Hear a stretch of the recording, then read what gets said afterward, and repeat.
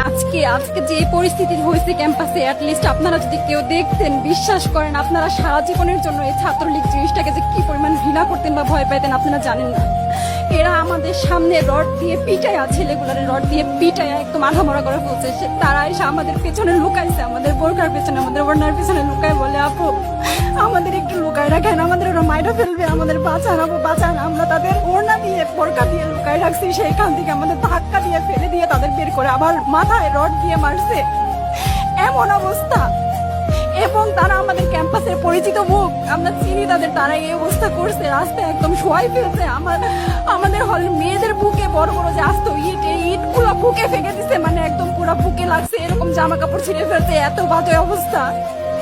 অথচ আমার ব্যাচমেট, আমরা যাদের সাথে ক্লাস করি, একসাথে বসি, আমি তাদের একটা কথা বলতে দেখি না এগুলো নিয়ে, একটা কথা না। এবং তাদের নিউজ ফিডে গেলে দেখবেন তারা এখন এগুলাই সাপোর্ট করে যাইতেছে।